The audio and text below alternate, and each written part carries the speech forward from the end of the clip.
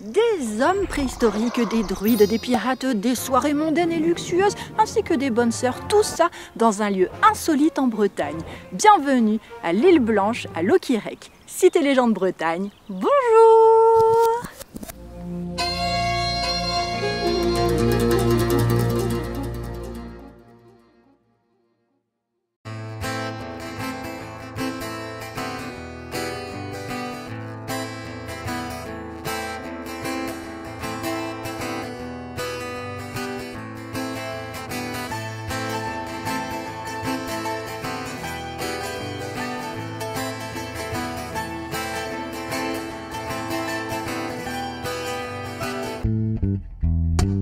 Je vous accueille à Locquirec, commune du littoral du tout début du Finistère Nord, pays du Trégor. Locquirec vient des mots loc, qui veut dire lieu consacré, et guirec, qui est un saint breton local, premier saint patron de la commune. À Locquirec se trouve un recoin caché, le domaine de l'île Blanche. L'île Blanche, ce n'est pas du tout une île, mais elle en a l'air depuis la côte de la commune d'en face, celle de Plestin-les-Grèves. C'est un domaine de 14 hectares à Locquirec qui accueille un château, des bâtiments et un parc, tous empreints d'histoire que je trouve passionnante et que je vais vous raconter. Si vous êtes un inconditionnel du mythique GR34 sur la côte nord du Finistère, alors vous êtes sûrement passé par ici et si vous avez eu de la chance, vous avez pénétré l'enceinte du château de l'île Blanche. Ici, la propriété est privée, mais elle est tellement proche de la mer que lorsque la marée est haute, un passage dans la propriété est accessible au public pour ne pas interrompre la balade sur le sentier des douaniers. Vous pourrez apercevoir le château, mais pas plus, sauf si vous avez réservé votre séjour, qui lui aussi sera insolite et parfois spirituel. Je vous raconte après. Moi j'ai de la chance, j'ai été invitée par Estelle Forget, qui est la directrice du lieu, et je vais vous en faire profiter. Si vous séjournez à l'île Blanche, vous aurez accès à un domaine de 14 hectares, dont un immense parc qui cache des trésors. Et vous allez voir qu'à chaque date de l'histoire du lieu, il y a un témoignage, une marque que vous pourrez observer.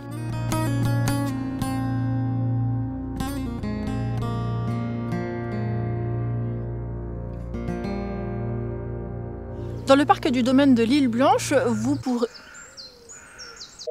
Au domaine de l'île Blanche, vous pourrez observer deux tombes préhistoriques. Celle-ci appartient à la dame de Kervigné et l'autre, là-bas, je vous y emmène tout de suite, appartient à un enfant qui serait mort à l'âge de 12 ans.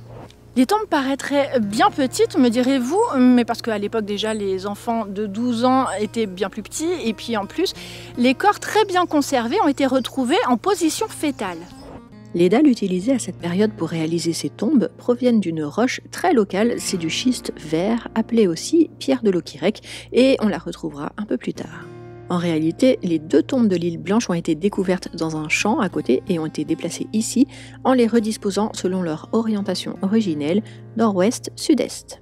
Ces tombes datent de moins 1800 à moins 1500 et les ossements ont été confiés au musée des fouilles préhistoriques de Saint-Guénolé-Penmar. Les préhistoriens pensent que la dame de Kervigné et l'enfant appartenaient tous les deux à un groupe de cultivateurs-pêcheurs, groupe préhistorique, qui vivait aux abords du Douron, qui est la rivière juste à côté. Ce groupe aurait vécu à la période néolithique, c'est-à-dire entre 5800 et 1500 avant Jésus. Et Jésus, vous allez voir, on va en reparler plus tard. Un peu plus tard, on se rapproche de Jésus, mais pas encore tout à fait. Le lieu sera nommé l'île Blanche, mais on ne sait pas de quand ça date exactement. Certains historiens avancent que le nom de l'île Blanche aurait dû en réalité s'appeler l'île sacrée. Des vestiges pré-chrétiens prouveraient que ce lieu a été un lieu mystique. Pour les druides, le mot sacré se disait Gwen. Gwen qui veut dire blanc en breton. En breton avant, le nom de l'île Blanche se disait Peganenezwen, tête de l'île Blanche, puis ensuite Enezwen, qu'on a ensuite traduit en français par l'île Blanche, Wen venant du mot Gwen. Les mots blanc et sacré auraient été confondus et cette méprise serait la preuve d'une présence druidique ici. D'autres découvertes archéologiques ont été trouvées comme des poteries, des pointes de flèches ou même des bâtiments gallo-romains ici ou alentour et qui montrent une présence humaine au fil du temps. Les siècles passent gentiment, l'île Blanche fait partie d'une région qui se nomme maintenant la Bretagne et la Bretagne commence à devenir une région riche et l'île Blanche aussi.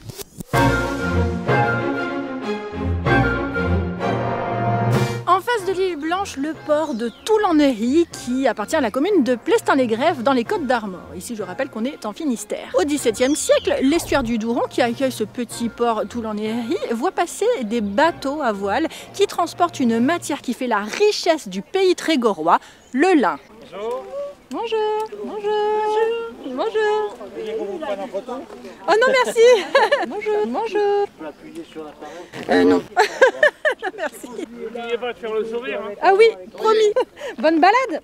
Elle était où moi maintenant? Ces bateaux partent ensuite sur des routes maritimes qui relient la Bretagne à différents ports, dont celui surtout de l'Angleterre, avec pour mission de vendre tout cela et de revenir avec tout plein de sous. À cette période, un armateur notable du nom de Pierre de la Haye, et qui travaille ici, se dit qu'il y a peut-être un petit peu trop de monde au port de Toul-en-Neury et que moi je vais être plus malin et puis surtout je vais être plus tranquille, je vais m'établir ici.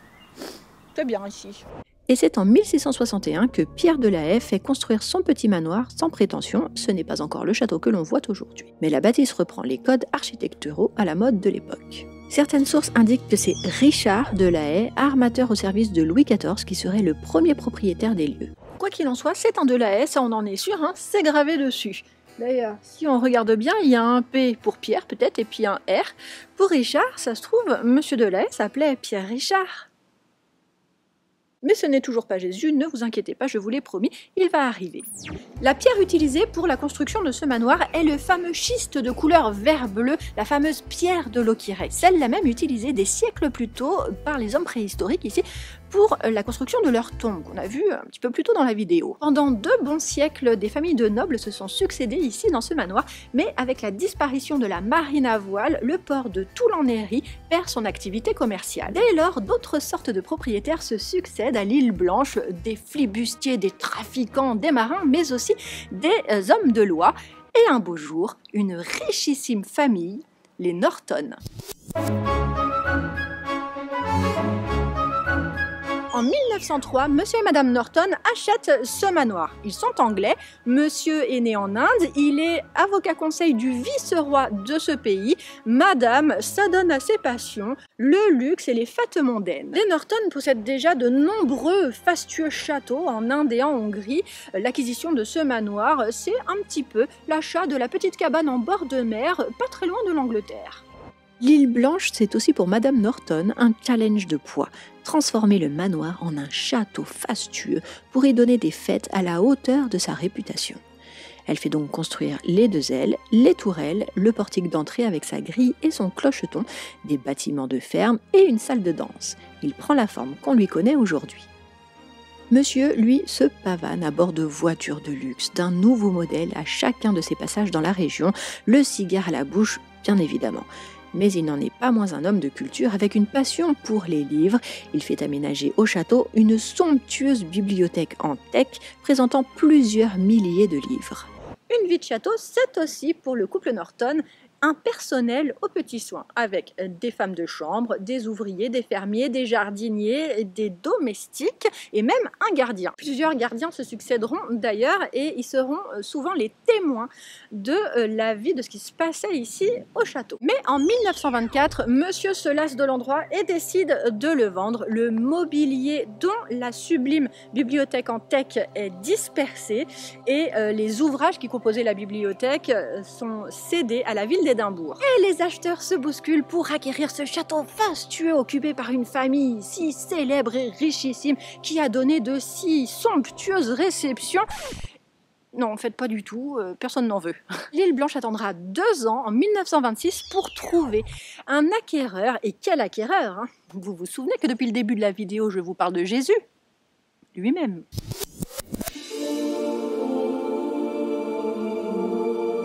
En 1926, l'acquéreur est en réalité une communauté de filles, les filles du Saint-Esprit. Les filles du Saint-Esprit sont une communauté de religieuses qui proviennent de Saint-Brieuc et qui cherchaient justement un endroit où déplacer leur juvénat. Un juvénat, c'est une session d'études qui fait partie du parcours d'une jeune femme lorsqu'elle veut devenir sœur dans la religion chrétienne. De nouvelles rénovations sont entreprises, la salle de danse de Madame Norton est transformée en chapelle et un nouveau bâtiment composé de salles de classe et de pensionnats est construit pour accueillir un tout nouveau public de jeunes filles désireuses d'entrer en religion. Les nouveaux locaux des Filles du Saint-Esprit sont bénis le 22 mai 1928, il y a 97 ans, presque jour pour jour, quasiment un siècle. En 1935, un chemin de croix est créé. Devant chaque station, il est d'usage de suivre un rituel fait de prières, de cantiques et de paroles chrétiennes. Au bout du chemin, un calvaire érigé sur un rocher. Et à ses pieds, la Passion du Christ, grandeur nature. La Passion du Christ, c'est l'histoire de Jésus depuis son arrestation jusqu'à sa crucifixion. Si vous avez suivi des cours de caté, vous n'avez aucune excuse. On peut reconnaître la Vierge et Marie-Madeleine, ainsi qu'un travail de sculpture remarquable, vous ne trouvez pas ?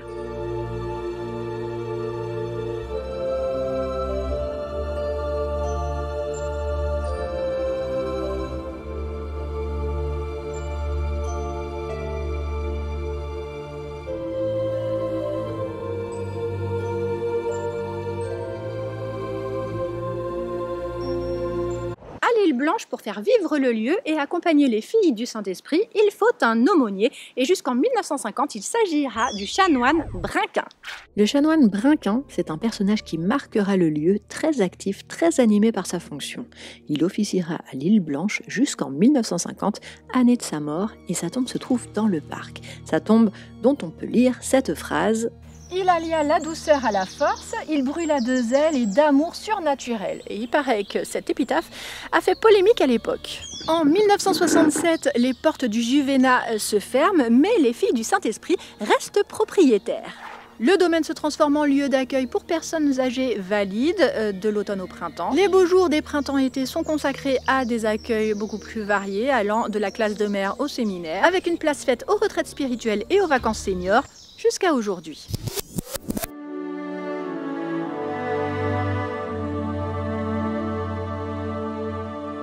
Aujourd'hui, les Filles du Saint-Esprit sont toujours présentes et propriétaires des lieux. Moi, j'ai eu la chance d'en rencontrer certaines ici et même d'avoir une conversation avec l'une d'entre elles que je salue et remercie. L'une des questions que j'ai pu lui poser, et vous êtes une majorité à vous l'être posée aussi, c'est sûr, pourquoi ce nom des Filles du Saint-Esprit ? Eh bien, pour garder une position humble face au Saint-Esprit qui fait partie de leur nom. Les filles, c'est plus modeste que les femmes ou les sœurs ou même les dames. Une autre question que j'ai posée, qu'est-ce qu'elles font ici, à l'île Blanche ? Quelles sont leurs actions, si elles en ont ? Eh bien déjà, avec leur aumônier, elles prient. Elles prient pour tout le monde, pour tous ceux qui en ont besoin ou qui le leur demandent. Ensuite, elles accueillent des séminaires religieux, des rencontres même interreligieuses et participent activement à l'organisation des événements du lieu. Et je peux vous dire qu'elles ont un agenda de ministres. Il y a aussi de nombreux bénévoles qui participent à la vie de l'île Blanche. Il y a des particuliers, par exemple, qui viennent spontanément faire un petit peu de jardinage, mais aussi des associations comme Gwynn-en-Enez-Wen, qui veut dire le vin de l'île Blanche, car oui, dans le parc, depuis 2023, se trouve un petit domaine viticole et paraît-il que nous pourrons déguster sa première cuvée ici en 2025. Reste à savoir si c'est bien catholique.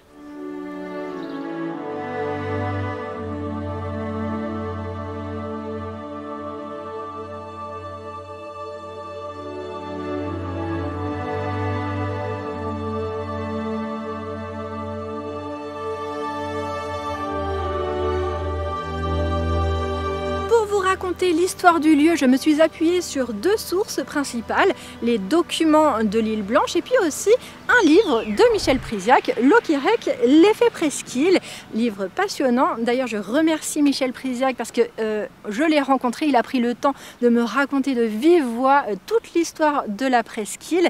Je remercie également Estelle Forget, qui est la directrice des lieux et qui m'a invitée à vous raconter toute cette histoire. Je vous remercie, vous, d'avoir suivi cette vidéo. N'oubliez pas le commentaire, le like, le partage, l'abonnement. Ça ne mange pas de pain, ça ne mange pas d'hostie. Voilà, je voulais faire la blague.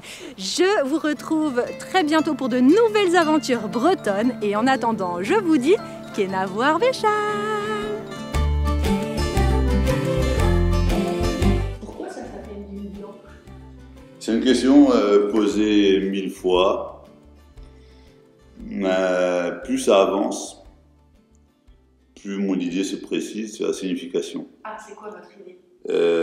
Mon idée, c'est d'avoir un terrain un peu désertique, un terrain où il n'y a rien, un terrain désert. Et le blanc, c'est la pureté, c'est la virginité, Ce qui fait que l'île Blanche aurait pu avoir un rapport avec la religion, parce que comment dire, la Vierge habillée souvent de blanc, Symbole de pureté. c'est ça, de pureté, de virginité. Et puis, je regarde un peu partout, et je connaissais chez mes parents à Melcarré un champ qui s'appelait un Daschenven, c'est-à-dire c'est un champ blanc, pas par la couleur, mais parce que rien ne poussait, quoi. Ah, oui, C'était d'accord. pratiquement un terrain vierge. Et l'île Blanche pourrait être l'équivalent de l'île Vierge, en fait, D'accord, ok. où il n'y a rien, quoi. Où il n'y a rien qui pousse. C'est ça, il n'y a rien. Je pense que c'est cette version-là, maintenant on est en 2025, que je donnerai Ok, ok. après avoir... Théorie retenue.